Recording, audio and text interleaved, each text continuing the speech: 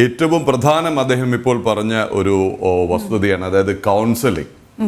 കാര്യം അത് കണ്ട അനുഭവിച്ച ഉറ്റവരെ നഷ്ടപ്പെട്ട, കുഞ്ഞുങ്ങളെ നഷ്ടപ്പെട്ട, മാതാപിതാക്കളെ നഷ്ടപ്പെട്ടവരുടെ ഒരു മാനസികാവസ്ഥ എന്തെന്ന് ഇവിടെ നിന്നോ ദൂരെ നിന്നോ കണ്ടാൽ നമുക്കത് മനസ്സിലാവില്ല. നമുക്കിപ്പോൾ ഇപ്പം അനിൽ നമ്പ്യാർ ചേരുകയാണ് അവിടുത്തെ ദുരിതാശ്വാസ ക്യാമ്പിൽ നിന്ന്. അനിൽ, കഴിഞ്ഞ ദിവസങ്ങളായി ഈ സ്റ്റുഡിയോയിൽ ഇരുന്ന് കാണുന്നതിനൊക്കെ അപ്പുറം ദുരന്ത ഭൂമിയിൽ, ദുരിതങ്ങൾക്ക് നടുവിൽ, ദുഃഖത്തിനും വേദനയ്ക്കും കണ്ണീരിനും, കണ്ണീർ വറ്റി പകച്ചു നിൽക്കുന്നവർക്കും ഇടയിൽ നിന്നാണ് നമ്പ്യാർ ഈ വാർത്താ സംഘത്തെ നയിച്ചുകൊണ്ടിരിക്കുന്നത്. ഇപ്പോഴത്തെ അവിടെ ഒരു കാഴ്ച എന്താണ്? ഇതിൽ നിന്ന് ഉണർന്ന് പുനരധിവാസത്തിൻ്റെയും അതിജീവനത്തിൻ്റെയും മാനസികാവസ്ഥയിലേക്ക് ഇതിൽ നിന്ന് രക്ഷപ്പെട്ടവരെ എത്തിക്കാനുള്ള നടപടികൾ ആയിട്ടുണ്ടോ? അവിടുത്തെ ഇന്നത്തെ അവസ്ഥ എന്താണ് അനു?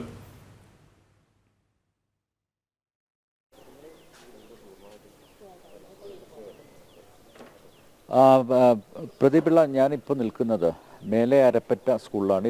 ഇവിടെയാണ് ദുരിതാശ്വാസ ക്യാമ്പ് പ്രവർത്തിക്കുന്നത്. പ്രധാനപ്പെട്ട ദുരിതാശ്വാസ ക്യാമ്പ് മേപ്പാടി ടൗണിലാണ്. ഇത് കുറച്ച് മാറിയാണ്, ഈ മേപ്പാടി നഗരത്തിൽ നിന്ന് ഒരു 3 കിലോമീറ്റർ മാറിയാണ് ഈ ദുരിതാശ്വാസ ക്യാമ്പ് പ്രവർത്തിക്കുന്നത്. ഇവിടെ ചൂരൽമലയിലെയും അതുപോലെ മുണ്ടക്കൈയിലെയും ഒക്കെ, അതായത് ഈ ദുരന്തത്തെ അതിജീവിച്ച ആളുകളുണ്ട്. നമുക്ക് അവരോട് തന്നെ നേരിട്ട് കാര്യങ്ങൾ സംസാരിക്കാം. ചൂരൽമല ആണല്ലേ? ചൂരൽമല, ഓക്കെ. അന്ന് ഈ ദുരന്തം കണ്ടിരുന്നോ? ദുരിതം കണ്ടിട്ടില്ല. ഞങ്ങൾ 100 മീറ്റർ മാറി മുകളിലോട്ടാണ് നമ്മളെ വീട്. അപ്പോൾ അത് കാരണം നമ്മൾ കാണാൻ കഴിഞ്ഞിട്ടില്ല. പക്ഷേ സംഭവം കഴിഞ്ഞതിന് ശേഷം ഞങ്ങൾ 3 പേരെ അവിടെ വീട്ടിൽ പോയി എടുത്തു കൊണ്ടുവന്നു. 2 കുട്ടികൾ, ഒരു ഉമ്മാനി. പിന്നെ ആ വീട്ടിലുള്ള 3 പേര് ആ വീട്ടിനകത്ത്, 4 പേര് ആ വീട്ടിനകത്ത് തന്നെ ഉണ്ടായിരുന്നു. പിന്നെ രാവിലെ 6 മണിക്ക് ശേഷം ഞങ്ങൾ പോയി തിരഞ്ഞപ്പോൾ അവരെ 3 പേരെ കിട്ടി. അവരെ ഞങ്ങൾ രക്ഷപ്പെടുത്തി. ഞങ്ങൾക്ക് പോകാൻ വഴികൾ, കറണ്ട് അപ്പോൾ അവിടെ വീട്ടിലേക്കില്ല. വീട്ടിൽ കേടുപാട് ഒന്നും സംഭവിച്ചിട്ടില്ല. നമ്മളെ വീടിൻ്റെ അവിടെ നിന്ന് കൊണ്ട് ഒരു 10-25 വീട് ഇനി അവിടെ നിലവിലുണ്ട്. അവിടെ ഇപ്പോൾ താമസിക്കാൻ പറ്റില്ല എന്നാണ് പറയുന്നത്. അതൊരു പ്രയാസമുണ്ട്. നമ്മളെ കുടുംബത്തിൽ 5 വീടുകൾ നഷ്ടപ്പെട്ടു. ആ വീട്ടിലുള്ള ആളുകൾ പൂർണ്ണമായും നഷ്ടപ്പെട്ടിട്ടുണ്ട്.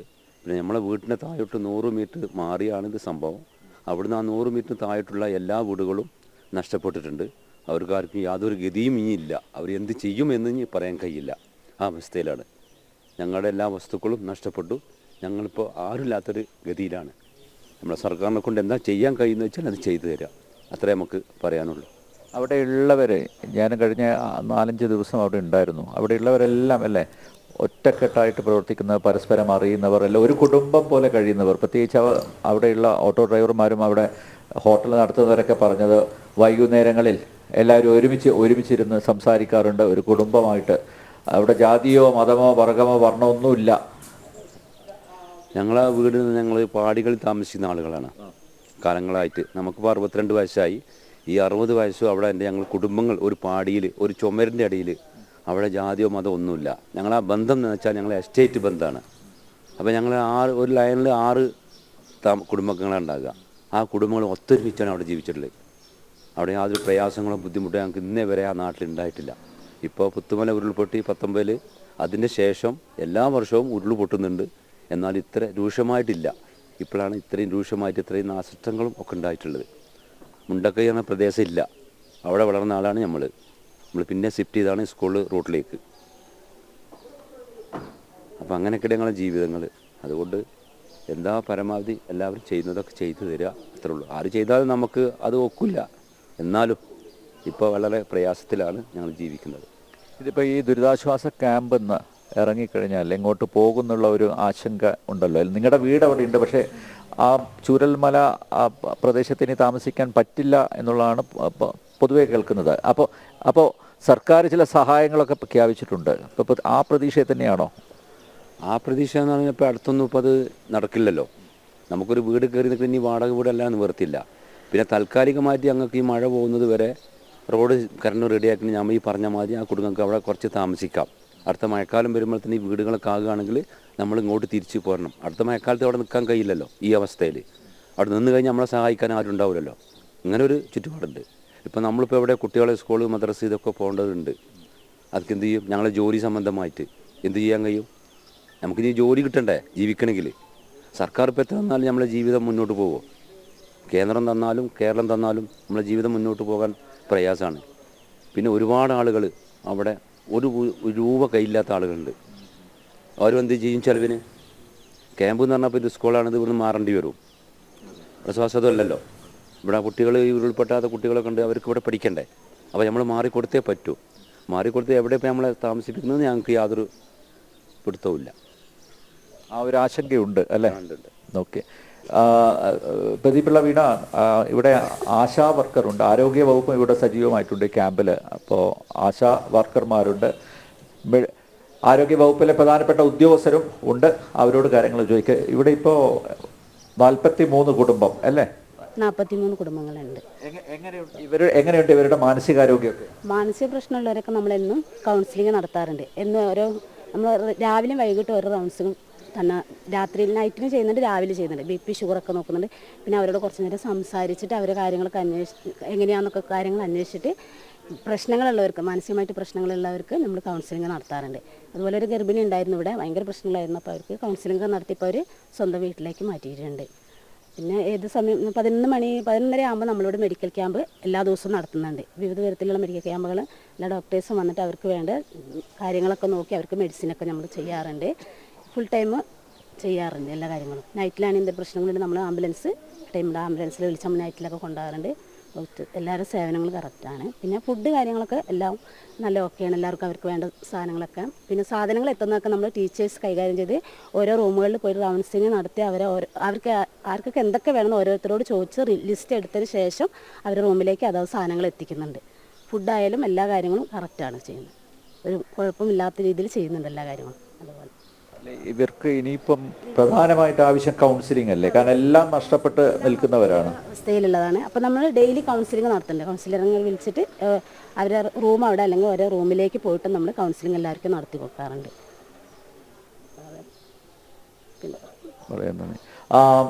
പ്രദീപിള്ള, മറ്റൊരാൾ കൂടെ ചേരുന്നു. ഇതാ ഈ ദുരിതാശ്വാസ ക്യാമ്പിൽ കഴിയുന്ന ചൂരൽമല നിവാസിയാണോ?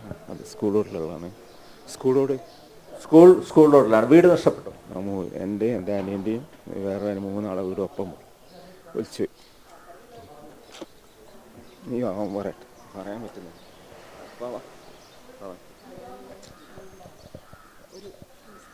ഓക്കെ. പ്രദീപിള്ള, അന്ന് ഞങ്ങളോടൊപ്പം സംസാരിച്ചതാണ് അല്ലേ ബഷ്നേവ്? ഞാൻ ഓർക്കുന്നു. ബഷ്നേവ്, ഇപ്പോൾ ദുരിതാശ്വാസ ക്യാമ്പിൽ എങ്ങനെയുണ്ട്? ഇപ്പോഴത്തെ കുറച്ച് ദിവസമായിട്ട് ഇപ്പോൾ ഇവിടെ പ്രശ്നങ്ങളൊന്നുമില്ല. പക്ഷേ ഇവിടെ നിന്ന് ഇറങ്ങി ഞങ്ങൾ എങ്ങോട്ട് പോകുന്നുള്ളൊരു ഐഡിയ ഇല്ല. ഞങ്ങൾക്ക് 3 വീടാണുള്ളത്. എൻ്റെ ഏട്ടൻ്റെ അനിയൻ്റെ അടുത്തടുത്ത വീടാണ്. ഞങ്ങൾ 3 പേരെ വീടും പോയി. ഇപ്പോൾ ഈ ആഴ്ച കഴിഞ്ഞാൽ ഇവിടെ സ്കൂൾ തുറക്കുമെന്ന് പറയുന്നുണ്ട്. പക്ഷേ ഞങ്ങൾ ആരെ വീട്ടിലേക്ക് പോകും? ഒരു വീട് ആരുടെയെങ്കിലും ഉണ്ടെങ്കിൽ ഞങ്ങൾ അങ്ങോട്ട് പോകുമായിരുന്നു. എങ്ങോട്ട് പോകണം? ഇപ്പോൾ വാടകയ്ക്ക് വീട് നോക്കണം എന്നൊക്കെ പറയുന്നുണ്ട്. പക്ഷേ എവിടെ നോക്കും? കയ്യിലൊരു പൈസയില്ല. കാരണം എല്ലാം ഇട്ടെറിഞ്ഞ് അന്ന് ജസ്റ്റ് രക്ഷപ്പെട്ടതാണ്. അവിടുന്ന് മക്കളെയും വലിച്ചുകൊണ്ട് ഓടിയതാണ്. അപ്പോൾ ഇനി ഇവിടുന്ന് അങ്ങോട്ട് പോകും, എന്ത് ചെയ്യും എന്നൊരു ഐഡിയയും കിട്ടുന്നില്ല. പിന്നെ ആളുള്ള ചെറിയൊരു കടയായിരുന്നു, ഞാൻ സാറോട് നാൾ പറഞ്ഞു, അതും പോയി. ഇനി എന്ത് പണിയെടുക്കും? ഇപ്പോൾ എവിടെയെങ്കിലും റൂം കിട്ടി ജസ്റ്റ് നമ്മൾ വാടക കൊടുക്കും. അതിന് കയ്യിൽ പൈസ അല്ല. എന്തെങ്കിലും സാധനം മേടിക്കണം, എന്ത് തൊഴിൽ? ഇതെല്ലാം വലിയൊരു പ്രയാസത്തിലാണ്. ഇപ്പോൾ മെയിനായിട്ട് എന്താണെന്ന് വെച്ചാൽ ഞങ്ങൾ ഏട്ടനന്മാർ ഞങ്ങൾ അടുത്തടുത്താണ് 3 പേരെ വീട്. ഞങ്ങൾ 3 പേരുടെ വീട് പൂർണ്ണമായും പോയി. ഞാൻ കഴിഞ്ഞ ദിവസം അവിടെ പോയിരുന്നു. എവിടെ വീട് നിൽക്കുന്നത് പോലും നമുക്കറിയുന്നില്ല. അപ്പം ഇങ്ങനെയൊക്കെയുള്ള ഒരു അവസ്ഥയിലാണ് സാർ ഞങ്ങളുള്ളത്. ബന്ധുക്കളെയും അതുപോലെ ഒരുപാട് സുഹൃത്തുക്കളെ നഷ്ടപ്പെട്ടു അല്ലേ? ഒരുപാട് പേര് നമ്മൾ ഒന്നിച്ചായിരുന്നു അവിടെ ചെറുപ്പം മുതൽ കളിച്ച് വളർന്ന, സ്കൂളിൽ പഠിച്ച് ഒന്നിച്ചുള്ള ആൾക്കാരാണ്. ഞങ്ങളാരും ഒന്നും സംഭവിച്ചില്ല. കാരണം ജസ്റ്റ് ഞങ്ങൾ കഴിച്ചിലായി പോകുന്നതാണ്. ഞങ്ങളുടെ വീട് കുറച്ച് റോഡിൻ്റെ അടുത്താണ്. കുറച്ചുകൂടെ താഴെയുള്ളവർ ഇങ്ങോട്ട് പാസ് ചെയ്യാൻ ശ്രമിച്ചിട്ടുണ്ട്. പക്ഷെ അവർ അപ്പോഴത്തേക്കും വെള്ളം വന്ന് ഇല്ലെങ്കിൽ പോയി. ഇപ്പോഴും മൃതദേഹം കിട്ടാത്ത ഉണ്ടല്ലേ? കാത്തിരിക്കുന്നവരുണ്ട്. എൻ്റെ സുഹൃത്തുക്കളിൽ തന്നെ 4-5 പേരുണ്ട് സാറേ. പക്ഷേ അതിപ്പം കയ്യിലൊരു വളയുള്ള ഒരാളുണ്ട്, അതെൻ്റെ ഒരു സുഹൃത്താണ്. പക്ഷെ ഒരു വള മാത്രമേ കിട്ടിയിട്ടുള്ളൂ. കയ്യും നമ്മളങ്ങനെ വിശ്വസിക്കുന്ന അവരുതായിരിക്കും. അങ്ങനെ കുറേ പേര്, നമ്മൾ മാത്രമല്ല കുറേ പേര് അങ്ങനെ വിശ്വസിച്ചുകൊണ്ട് നിൽക്കേണ്ടത് അവരുതായിരിക്കും. ഒരുപാട് പേരുണ്ട് കിട്ടാനുള്ളത്. ഇപ്പോൾ ദുരിതാശ്വാസ ക്യാമ്പുകളിൽ കഴിയുന്ന താങ്കളെ പോലുള്ളവർക്ക് ഏറ്റവും വലിയ പ്രശ്നം അത് പുനരധിവാസമാണ് അല്ലേ? ഇപ്പോൾ താങ്കൾ പറഞ്ഞു ഇവിടെ നിന്ന് ഇറങ്ങിക്കഴിഞ്ഞാൽ, കാരണം സ്കൂളാണ് ഇത്, സ്കൂൾ പ്രവർത്തിക്കേണ്ടതുണ്ട്. ഇവിടെ നിന്ന് ഇറങ്ങിക്കഴിഞ്ഞാൽ എന്ത് ചെയ്യും? ഏറ്റവും ഇപ്പം ടൗൺഷിപ്പ് ഉള്ള പ്രഖ്യാപനങ്ങളൊക്കെ ഉണ്ട്. പക്ഷെ അത് കാലങ്ങളെടുക്കും. സമയബന്ധിതമായി പൂർത്തീകരിക്കാൻ പറ്റില്ല. കാരണം സ്ഥലം അന്വേഷിക്കണം, നിരവധി നടപടിക്രമങ്ങളുണ്ട്. പക്ഷെ അത്യാവശ്യം വേണ്ടത് ഇവിടെ നിന്ന് ഇറങ്ങുമ്പോൾ നിങ്ങൾക്കൊരു വീടാണ് അല്ലേ? വീട് വേണം. ആ വീടിൻ്റെ വാടകയും കൊടുക്കണം, സർക്കാർ കൊടുക്കണം. ഇപ്പോൾ പുത്തുമല ദുരന്തത്തിന് ഇരയായവർക്ക് അങ്ങനെ ഒരു സംവിധാനം ഏർപ്പെടുത്തിയിരുന്നു.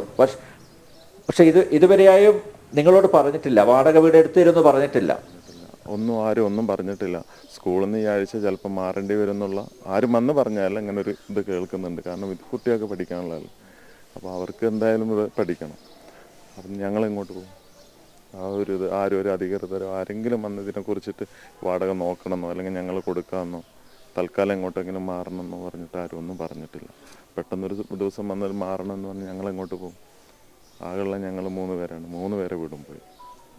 അപ്പം ഇങ്ങനെ ഒരു പ്രതിസന്ധിയിലാണ് ഞങ്ങളുള്ളത്. ഇപ്പോൾ മാത്രമല്ല കുട്ടികളുടെ വിദ്യാഭ്യാസം മുടങ്ങിയല്ലേ? വിദ്യാഭ്യാസം പോയിരിക്കുകയാണ്. ഇപ്പോൾ മേപ്പാടിയിൽ അത് ചെയ്യാമെന്ന് പറഞ്ഞിട്ടുണ്ട്. ഇപ്പം നമുക്ക് വേറെ എവിടെയെങ്കിലും ആണ് വീട് കിട്ടുന്നെങ്കിൽ മക്കൾക്ക് വന്നു പോകാൻ പരിചയമില്ലാത്ത സ്ഥലങ്ങൾ കുറച്ചടുത്ത് തന്നെയൊക്കെ ആണെങ്കിൽ സൗകര്യമായിരിക്കും. പക്ഷേ ആരും ഒന്നും ഇതിനെക്കുറിച്ചൊന്നും പറഞ്ഞിട്ടില്ല. അങ്ങനെയാണുള്ളത്. ഞങ്ങൾ ഇവിടെ കൂടെ കഴിയുന്നവരെ എന്ത് പറയുന്നു? അവരുടെയൊക്കെ അവസ്ഥ എങ്ങനെയുണ്ട്? കുറേ പേരുടെ വീട് പകുതിയാണ് പോയിട്ടുള്ളത്. പക്ഷേ അവരെങ്ങനെ അവിടെ പോയി താമസിക്കും സാറേ? അങ്ങനെ ഒരു പ്രശ്നമുണ്ട്. ഇപ്പം ചിലർ വന്ന് ചോദിക്കുന്നുണ്ട് വീട് പൂർണ്ണമായും പോയിട്ടില്ല, മുക്കാഭാഗവും പകുതിയൊക്കെ പോയിരിക്കുകയാണ്. പക്ഷെ അവർക്കും അവിടെ കയറി ചെല്ലാൻ പറ്റില്ല, വഴിയില്ല, കറണ്ടില്ല. എല്ലാവർക്കും ഒരേ സമാന്തരമാണ് ഇപ്പോൾ ഉള്ളത്. കാണാൻ ചിലപ്പം വീടിൻ്റെ ഫ്രണ്ട് മാത്രമുണ്ട്, ബാക്ക് ഭാഗമില്ല. അവിടെ എങ്ങനെ താമസിക്കും? ചോദിക്കും പൂർണ്ണമായും പോയ വീട് ആരുതാന്ന് ചോദിക്കും. ഞങ്ങളെ വീട് പൂർണ്ണമായും പോയി. പക്ഷെ അടുത്തുള്ളവർക്കും താമസിക്കാൻ പറ്റില്ല അവിടെ. അവരും പ്രതിസന്ധിയിൽ തന്നെയാണുള്ളത്. പിന്നെ ചെറിയ ചെറിയ പണി ആ ചുറ്റുവട്ടത്ത് എടുത്ത് കഴിയുന്ന ആൾക്കാരാണ് കൂടുതൽ പേരും. വീട് മാത്രം കൊണ്ട് ജീവിതം മുന്നോട്ട് പോകില്ല. അങ്ങനെയൊക്കെ ഒരുപാട് പ്രശ്നങ്ങളിലാണ് ഇപ്പോൾ ഞങ്ങളുള്ളത് സാർ. ഇപ്പം നിങ്ങൾ ജനിച്ചു വളർന്നൊരു പ്രദേശമാണല്ലേ? ഇപ്പോൾ അവിടെ മനുഷ്യവാസം അസാധ്യമായിരിക്കുകയാണ്. കാരണം അങ്ങനെ ഒരു മേഖലയെ ഒരിക്കലും താമസിപ്പിക്കാൻ പറ്റില്ല. മാത്രമല്ല ഇനി ഒരുപക്ഷെ ഇതുപോലുള്ള സമാനമായിട്ടുള്ള ദുരന്തങ്ങൾ, ഉരുൾപൊട്ടലൊക്കെ ആവർത്തിക്കാം വീണ്ടും. അഥവാ താമസിക്കുന്നവർ തന്നെ അഗ്നിപർവ്വതത്തിന് മുകളിൽ ഇരിക്കുന്ന പോലെയാണ്. അപ്പം ശാശ്വതമായിട്ടുള്ള ഒരു പരിഹാരം വേണം. അതിന് ദീർഘകാല പദ്ധതികൾ സർക്കാർ ആവിഷ്കരിക്കും. പക്ഷേ ഇപ്പോൾ താങ്കൾ പറഞ്ഞതുപോലെ എത്രയും പെട്ടെന്ന് ഞങ്ങൾ പലരിടത്തും സംസാരിച്ചു. അവർ പറയുന്നത് മൊബൈൽ ചാർജ് ചെയ്യാനുള്ള പണം പോലും ഞങ്ങൾക്കില്ല. ബന്ധുക്കളെ വിളിക്കാൻ പോലും മൊബൈൽ ഫോൺ അത് ചാർജ് ചെയ്യാനുള്ള കാശ് പോലും ഇല്ല എന്നാണ് പറയുന്നത്.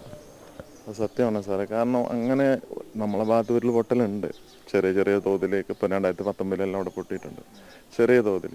ഇതുപോലെ സംഭവിക്കുന്ന ആരും കരുതിയില്ല. കാരണം ഞാനൊരു മുണ്ട് മാത്രം ഇട്ടിട്ട് ഓടിയ ആളാണ്. മേപ്പാടി വിംസ് ഹോസ്പിറ്റലിൽ നിന്നാണ് അവരാണ് ഒരു ഡ്രസ്സ് തന്നത്. കാരണം പിറ്റേ ദിവസം രാവിലെ ഹോസ്പിറ്റലിലേക്ക് കൊണ്ടുവരുമ്പോൾ അവരാണ് ഒരു ഡ്രസ്സ് തന്നത്. അപ്പം പിന്നെ മൊബൈൽ റീചാർജ് ചെയ്യുമോ, മൊബൈൽ അങ്ങനെയൊന്നും ആരും ശ്രദ്ധിച്ചിട്ടുണ്ടാവില്ല. ജീവനം കൊണ്ട് ഓടുക എന്ന് പറഞ്ഞിട്ടില്ലേ. അപ്പോൾ ഇതേപോലെ തന്നെയാണ് 99% പേർക്കും ഇപ്പോൾ ഈ ക്യാമ്പിലുള്ളവർക്കെല്ലാം ഉള്ളത്. ഇതാണ് എവിടെയുള്ള സ്കൂൾ റോഡ് മൂപ്പര് പറഞ്ഞ അതേ അവസ്ഥ തന്നെയാണ്. ഞങ്ങൾക്ക് വീടുണ്ട്, വീടിന് ഒരു കുഴപ്പമല്ല തമ്പുരാൻ. ഞങ്ങളുടെ വീട്ടിലെല്ലാ മുതലും ഉണ്ട്. പക്ഷേ ഞങ്ങളവിടുന്ന് ചൂരമലക്ക് ടൗണൊക്കെ എത്തണമെങ്കിൽ 1.5 കിലോമീറ്റർ ഉണ്ട്. ആ നടന്ന് വരുമ്പോൾ രാവിലെ ഡ്രസ്സ് മാറ്റി വരുമ്പോൾ എങ്ങോട്ടാ മോളെ പോകണമെന്നുള്ള ഓരോ തലത്തിന് ഓരോ അമ്മമാർ തൊട്ട് അതിൻ്റെ അപ്പുറത്തെ ചേച്ചിമാർ, അക്കമാർ, ഞങ്ങളെ ഉറ്റവരും ഉടയവരും നഷ്ടപ്പെട്ട നാട്ടിലേക്ക് ഇനി സ്വർണം കൊണ്ടൊരു മാളിക പണിത് തരാൻ പറഞ്ഞാൽ എനിക്ക് ആ വീട് കാണും വേണ്ട, എൻ്റെ നാട് കാണും വേണ്ട, എൻ്റെ വീട്ടിലേക്ക് എനിക്ക് പോകും വേണ്ട. എൻ്റെ ഉറ്റവരില്ലാത്തൊരു ജീവിതം ഇനി എനിക്ക് വേണ്ട. ഓരോരുത്തരും എന്നോട് ചോദിക്കുന്നവരവരെല്ലാവരും അടുത്ത വീട്ടിൽ നിന്ന് 10-20 വീടിന് ഒരു കുടുംബത്തിന് 40 ആളെ കാറിനെടുത്തതാണ്. ഒരു വീട്ടിൽ നിന്ന് 15 ആൾ കിടന്നിറങ്ങി അവരെടുത്തതാണ്. ഞങ്ങളുടെ ഭാഷയിൽ 5. അതിൻ്റെ 2 ദിവസം മുന്നേ ഏറ്റവും എനിക്ക് സഹിക്കാൻ പറ്റാത്തൊരു വേദന ഞങ്ങളുടെ അടുത്തുള്ള ഒരു പ്രേമിച്ച് പറയും. നാരായണേട്ടൻ പിന്നെ ആത്തിന് കംപ്ലൈൻ്റ് ആയിട്ടിരിക്കുകയാണ്.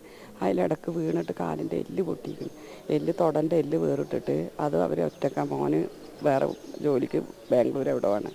ആ ഒറ്റൊരു മകനേ ഉള്ളൂ അടുത്ത വീട്ടിൽ. അപ്പോൾ എന്നോട് ഞാൻ രാവിലെ പോയി ചോദിച്ചപ്പോൾ എന്താ ചേച്ചി ഏട്ടൻ്റെ ഭർത്താനം ഇന്ന് എനിക്ക് തീർത്താൽ തീറ്റാത്തൊരു വിഷമം അവർ മനസ്സിൽ നിൽക്കുക. അപ്പോൾ എന്താ ചോദിച്ചപ്പോൾ ഇന്നലെ നേരം മുടുക്കോളം നരേന്ദ്രേട്ടൻ ഉറങ്ങിയിട്ടില്ല, വയറ്റിന്ന് പോയിട്ട് ആരും ഇല്ലടി. അതിന് നല്ല 10, 60, 70 വയസ്സായി. രണ്ടാൾക്കും 70 വയസ്സായി. ഒറ്റയ്ക്ക് താങ്ങാനും പിടിക്കുക. അതിൽ ഞാൻ കരഞ്ഞിട്ട് പറഞ്ഞു, പ്രേമേച്ചി ഞാൻ വരാം, നിങ്ങൾ വിഷമിക്കണ്ട, ഇന്ന് ഞാൻ വരാം എന്നപ്പോൾ തുണക്ക് വരാൻ പറഞ്ഞതാണ്. ഇന്ന് ആ ചേച്ചി ഏട്ടനും എനിക്ക് തിരിച്ചവരെ പകരമൊന്ന് കാണാൻ പോലും ഇല്ലാത്തൊരവസ്ഥയാണ്. അതുകൊണ്ട് സർക്കാർ ഇവിടെ നിന്ന് ഇറങ്ങുമ്പോൾ ഞങ്ങളെ മക്കൾ 2 കിംസാണ്, 4 വയസ്സായ മക്കളാണ്. മക്കൾ ഞങ്ങൾ എടുത്ത് ഓടുമ്പോൾ ഞങ്ങളെ വീട് കണ്ടിരിക്കുന്നത് ഇത് 1-ാം നമ്പർ റൂമിലാണ്. ഞങ്ങൾ മാനസികമായി തളർന്ന് പുറത്തിറങ്ങാതിരിക്കും. ഈ 2 മക്കൾ ഞങ്ങളോട് ഓരോന്ന് ചോദിക്കുന്ന നമ്മളെ വീടില്ലേ, നമുക്കെന്താ വീട്ടിലേക്ക് പോകുന്നതിന്, വീട്ടിലേക്ക് പോകുക ഭാഗത്തേക്ക് ഞങ്ങളിനി വീട്ടിലേക്ക് തിരിച്ചൊരു യാത്രയില്ല. ആ വീടിൽ നിന്നൊരു ഒന്നും ഞങ്ങൾക്ക് ഇനി പ്രതീക്ഷയില്ല, വേണ്ടാതാനും. ഞങ്ങൾ ഇവിടുന്ന് ഇറങ്ങുമ്പോൾ അതേപോലെ തന്നെ ഞങ്ങൾക്ക് പറയാനുള്ളത്, വാടക വീടായാലും ഞങ്ങൾ 3 കുടുംബം രക്ഷപ്പെട്ടിരിക്കുന്ന ആങ്ങളെയും പെങ്ങളന്മാരും ഇവിടുന്ന് പിരിഞ്ഞു കഴിഞ്ഞാൽ ഞങ്ങളെ ബന്ധങ്ങൾ കഴിഞ്ഞു.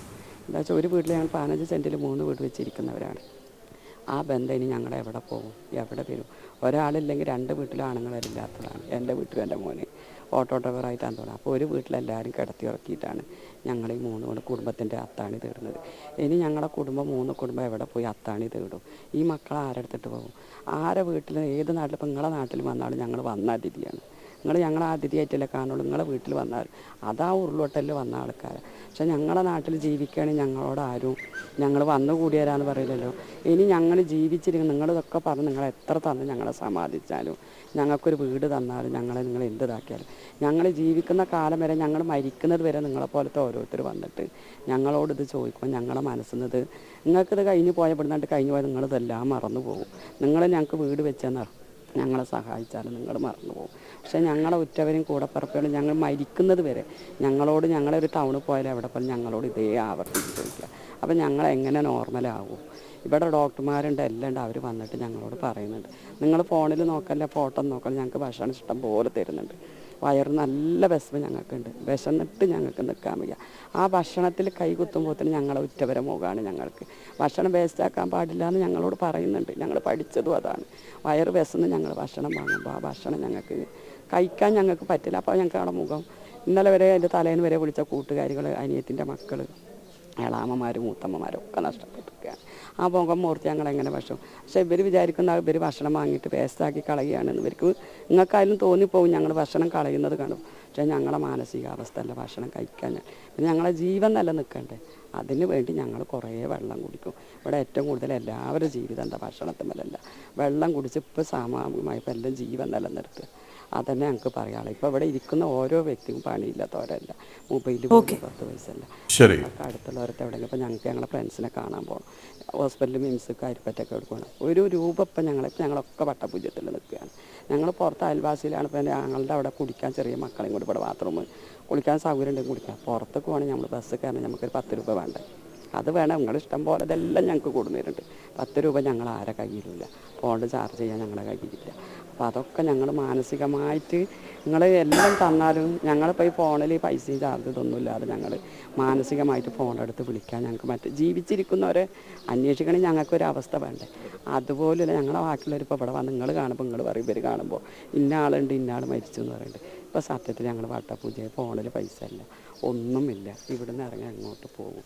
എല്ലാ പ്രതീക്ഷയും ഞങ്ങൾ നഷ്ടപ്പെട്ടിരിക്കുകയാണ്. അതെ ഞങ്ങൾക്ക് പ്രദീപിള്ള, ഇതാണ് പ്രധാനപ്പെട്ട പ്രശ്നം. അവർക്ക് ഇനിയിപ്പോൾ ഇവിടുന്ന് ഇറങ്ങിക്കഴിഞ്ഞാൽ, ദുരിതാശ്വാസ ക്യാമ്പിൽ നിന്ന് ഇറങ്ങിക്കഴിഞ്ഞാൽ എങ്ങോട്ട് പോകുന്നുള്ളതാണ്. മാത്രമല്ല ഏറ്റവും വലിയ ചോദ്യവും അത് തന്നെയാണ്. ഏറ്റവും അനിൽ ചോദിച്ചത് തന്നെയാണ്, അല്ലെങ്കിൽ അനിലിനോട് സംസാരിച്ചവർ തന്നെയാണ്. ഇന്ന് ക്യാമ്പുണ്ട്, നാളെ ക്യാമ്പുണ്ട്, ഇവിടെ നിന്ന് ഇറങ്ങിയാൽ ഇനി എങ്ങോട്ട്?